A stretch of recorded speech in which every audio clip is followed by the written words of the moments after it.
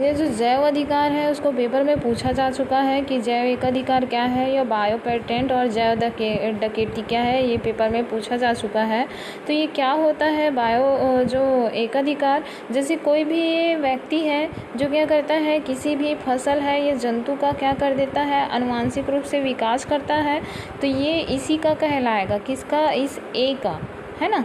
ये एक ए जो है एक वैज्ञानिक है जिसके द्वारा एक फसल तैयार किया गया या वैक्सीन तैयार किया गया, तो ये इस वैज्ञानिक के नाम पर होगा। और दूसरा है बी, एक दूसरा वैज्ञानिक है जो क्या करता है, इसको चोरी करने का काम करता है, तो वो एक जैव डकैती कहलाता है। लेकिन जैव पेटेंट किसको बोला जाएगा, जो क्या करता है, जो व्यक्ति इस वैक्सीन को खोजा गया है तो उस पर पूरी तरह से उसी का अधिकार रहता है। और जैव डकैती बी वाला क्या करेगा, इसको डकैत करने का काम करता है। आगे हम देखते हैं इसी के बारे में, जो जैसे कि कोई किसी का भूमि होता है तो भूमि में क्या कर लेते हैं, दूसरे व्यक्ति अधिकार कर लेते हैं, तो वो जैव डकैती मतलब उसका छीन लिया जाता है। यदि उसी का अधिकार है, जिस व्यक्ति का अधिकार है, तो हम उसको एकाधिकार बोल सकते हैं, लेकिन अगर दूसरा उसको छीन लिया है तो उसको हम डकैत बोल सकते हैं। ठीक है, आगे हम देखते हैं इसी में, जैसे कि जिस प्रकार भूमि और अन्य सामग्री पर किसी व्यक्ति की निजी संपत्ति होती है, वस्तु का उसका एक ही अधिकार होता है, चाहे कोई भी हो, खिलौना ले लो, पेन ले लो, स्कूल में भी आप लोग जानते हो ना कि ये मेरा पेन है, ये मेरा बुक है, ऐसा बोलते हैं ना। तो वैसे ही ज़मीन ले लो या भूमि या सामग्री है, वो किसी एक व्यक्ति का ही अधिकार होता है। तो उनके इन अधिकारों का संरक्षण हेतु नियामक संस्थानों द्वारा नियम एवं कानून बनाया गया है। जो भी ये उसके जो सामान होते हैं या उसके जो संरक्षण होते हैं, आगे हम देखते हैं क्या चीज़ है, जैसे कि इसमें जो इसको जो कंट्रोल करता है वो एक संस्था है जिसके बहुत सारे नियम और कानून होते हैं, जो क्या होता है, जिनके द्वारा शासित होता है।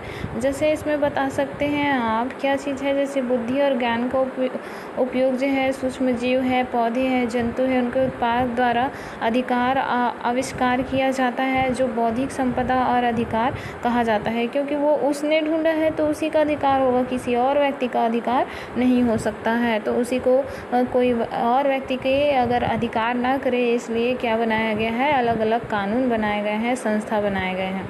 आगे हम देखते हैं जैव एकाधिकार का प्रशासन द्वारा किसी आविष्कार है या संस्था द्वारा जो दिया गया एक अधिकार है, जिसके तहत जीव विज्ञान से संबंधित विशिष्ट पदार्थ का निर्माण है, उत्पादक है, उपयोग है, आर्थ्रोपोड्स है, ये सब का दिया जाता है। आर्थोपार्जन है, वो उसमें खुद का क्या रहेगा, अधिकार रहेगा, किसी और व्यक्ति का अधिकार नहीं हो सकता है। उसके बाद जैसे अर्थात आविष्कार के प्रयासों का किसी अन्य के द्वारा आर्थिक और व्यावसायिक लाभ लेने से रोक रहेगा। यदि उसके द्वारा सिर्फ जो व्यक्ति इसको आविष्कार किया है उसी का उस पर पूरी तरह से अधिकार होगा। यदि दूसरा व्यक्ति उसमें अधिकार लेना चाहेगा तो वो नहीं ले सकता है। ठीक है, उस पर रोक लगा दिया जाता है, या up to 20 year in some case. ठीक है, अलग अलग देशों में अलग अलग हो सकते हैं। जैसे सूक्ष्म जीवों के स्ट्रेन्स हैं, अनुवांशिक रूप से रूपांतरित पौधे हैं, जंतु सूक्ष्म जीव है, उत्पादन विधि में है, उत्पादों और उसकी व्यवहारिकता है, जैव तकनीक कार्य है, पुराने आविष्कारों को सुधारने का लक्ष्य के रूपांतरण। इस तरह से ये बहुत सारे पाए जाते हैं। आगे हम देखते हैं जैव एकाधिकार क्या होता है। जैव एकाधिकार जो प्रशासन द्वारा आविष्कार को दिया गया अधिकार होता है, जिसके तहत जीव संबंधी किसी जैविक उत्पाद का उपयोग अर्थोपार्जन में कर सकते हैं, उसको जैव एकाधिकार कहा जाता है। जैव डकैती जो किसी संसाधन है या ज्ञान है वो स्वयं के लाभ के लिए क्या कर लेता है, वो ले लेता है, उसको डकैती या बायोपरेसी कहते हैं। ये पेपर में पूछा जाता है कि जैव डकैती क्या है, तो किसी देश के जैव संसाधन या उसके परंपरागत का ज्ञान का उपयोग स्वयं के लाभ के लिए किया जाता है ना। चाहे वो कुछ भी चीज़ों का, यदि वो जैसे पौधे हैं या जंतु है या अनुवांशिकी है, इसके अंतर्गत कुछ भी आविष्कार किया जाता है तो उसको क्या कर लिया जाता है, कोई दूसरा व्यक्ति उस स्वयं के लाभ के लिए उसमें मतलब बोल सकते हैं स्वयं के लाभ के लिए उसको डकैत कर लिया जाता है, उसको बायोपरेसी या जैव डकैती कहा जाता है। ये एग्ज़ाम में पूछा जाता है। जैव डकैती क्या है या बायोपरेसी, जो खुद के लाभ के लिए दूसरे के जो संसाधन होते हैं उसको चोरी कर ली जाती है। किंतु क्या किया जाता है, एकाधिकार में, जैव एकाधिकार में गलत तरीके से क्या कर लिए जाते हैं, विकसित देश द्वारा प्राप्त कर लिए जाते हैं। जैसे कि यूरोपियन पेटेंट्स ऑफिस ने यूएस के कृषि विभाग और बहुराष्ट्रीय WRS के 1995 में नीम का एकाधिकार प्रदान किया गया था, जो भारतीय न केवल सैकड़ों वर्षों से इसका उपयोग कर रहे हैं, लेकिन इसके क्या कर लिए गए थे, चोरी कर लिए गए थे।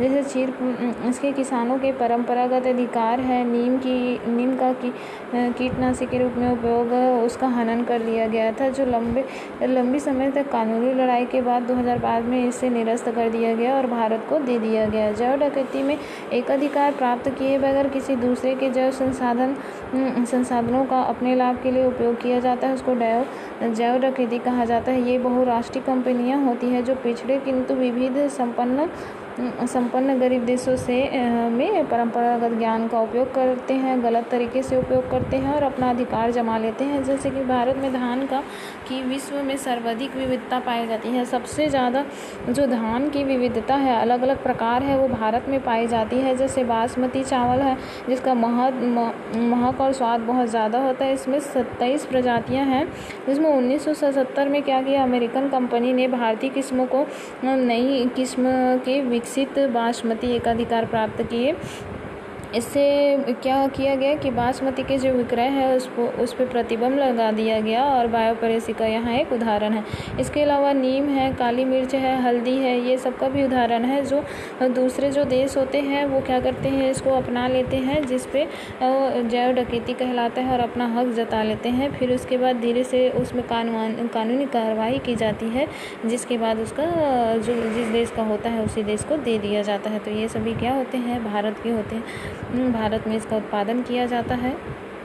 ठीक है, इसी का अलग अलग अनुमति के उपयोग पर रोक लगाने हेतु नए नियमों की आवश्यकता होती है, जिससे इंडियन पेटेंट बिल, भारतीय इसका बिल दूसरा संशोधन किया गया है। ठीक है।